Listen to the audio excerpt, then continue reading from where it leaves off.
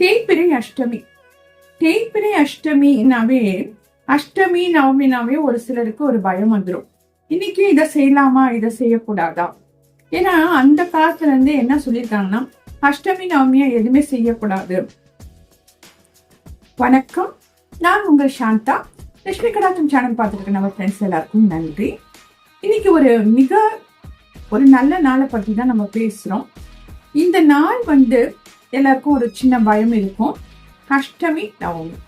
அஷ்டமின்னா எல்லாரும் பயப்படும், இதை செய்யலாமா, இதை செய்யக்கூடாதா, இன்னைக்கு கோயில் போலாமா, இன்னைக்கு சாமி கும்பிடலாமா, இந்த மாதிரி நிறைய கேள்விகள் நம்மகிட்ட இருக்கு.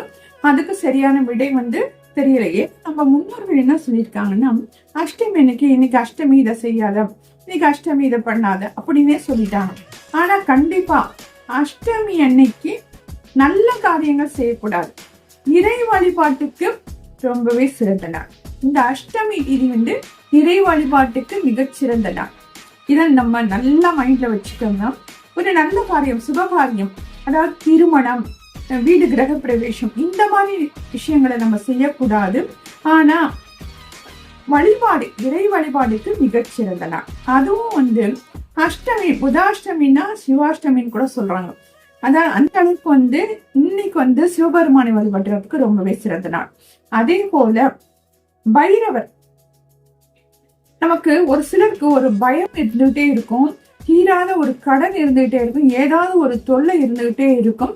அது நிவர்த்தியே ஆகாது.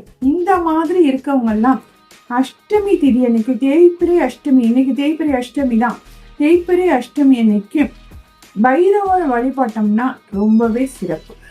இந்த பைரவ வழிபாடுனா அது இதுன்னெல்லாம் செய்யணும்னு அவசியம் இல்லை. கோயிலுக்கு போய் வழிபடுங்க. கோயிலுக்கு போய் பைரவர் கோயிலுக்கு போய் ஒரு விளக்கேற்றி வச்சு சாமி கும்பிட்டு வாங்க. முடிஞ்சா ஒரு அர்ச்சனை பண்ணிட்டு வாங்க.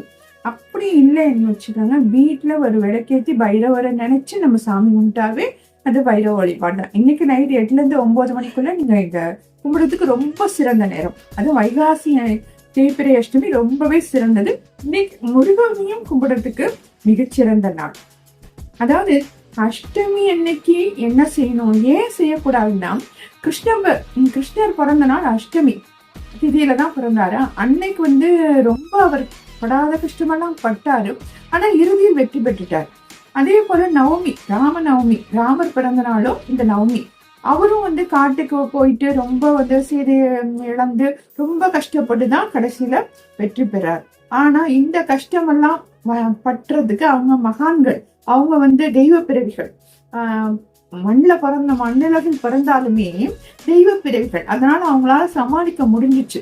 அதனாலதான் இந்த அஷ்டமி நவமி நாட்களை எதுவும் செய்யாதீங்க அப்படின்னு நம்ம முன்னோர்கள் சொல்லியிருக்காங்க. ஓகேவா?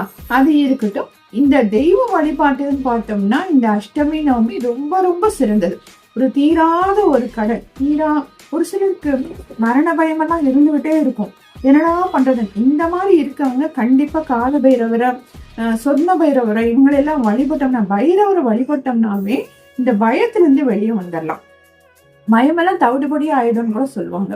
அந்த அளவுக்கு இந்த பைரவ வழிபாடு ரொம்பவே சிறந்தது. இந்த அஷ்டமி திதியில இந்த வழிபாடு செய்யலாம். அதே போல சில விஷயங்கள் ஓமம் வளர்க்கறதுக்கு இதுக்கெல்லாம் ரொம்பவே சிறந்த நாள். அதனால எதை செய்யணும்னு தெரிஞ்சுக்கிட்டு அதை செய்யுங்க. எல்லாத்துக்குமே அஷ்டமியா நவமியா ஒரு கோயில் பரப்புப்பான். கோயில் வழிபாடு, இறை வழிபாடுன்னு சொல்லிட்டேன் ஆரம்பத்திலே.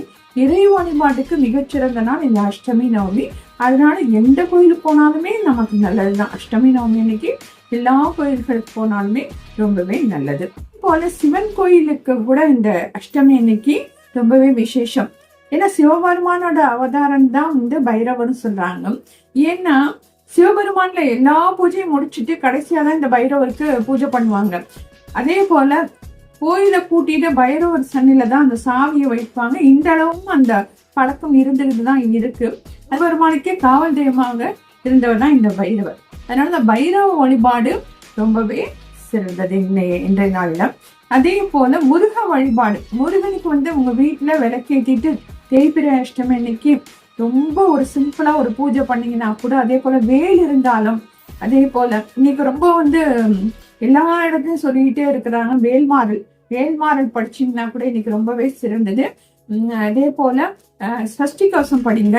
இன்னைக்கு வழிபடுறதுக்கு நாள் முருக வழிபாடு, சிவன் வழிபாடு, பைரவ வழிபாடுக்கு ரொம்ப ரொம்ப சிறந்தது.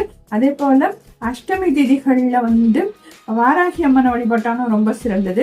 அதனால இதை மாதிரி எல்லாம், அதாவது இறை வழிபாடு, கடன் தீரணும், நோய் நமக்கு இருக்கக்கூடாது, பிரச்சனை எல்லாம் போயிடணும், இதுக்கெல்லாம் ஒரு சிறந்த நாளாக கருதப்படுறதா இந்த அஷ்டமி, தேய்பிரை அஷ்டமி, வளர்பிறை அஷ்டமி. இதை தெரிஞ்சுக்கிட்டு நம்ம அந்த நாள்ல இறை வழிபாடு செய்வோம். நன்றி. அனைவரது இல்லத்திலும் லட்சுமி கடாட்சம் நிலைச்சிருக்கும், செல்வ வளம் பெருகணும். இந்த பதிவுல நான் சொல்றது என்னன்னா, எந்த ஒரு விஷயத்தையும் எளிமையா செய்யுங்க. அதாவது அன்னைக்கு என்ன பூஜை செய்யணும்னா, ஒரு விளக்கேத்திட்டு அந்த அந்த இறைவனை நினைச்சு வழிபட்டீங்கன்னாவே போதும். ஒரு சின்னதா நைவேத்தியம் கல்கண்டு வச்சுட்டீங்கன்னா கூட போதும், ஒரு பால் வச்சாலும் போதும். ரொம்ப பிரம்மாண்டமான ஒரு பூஜை செய்யணும்னு அவசியமே கிடையாது. ஒரு சிம்பிளா ஒரு பூஜை, எந்த ஒரு பூஜையும் ஒரு சிம்பிளா உங்களால முடிஞ்சது செய்யணும். நன்றி.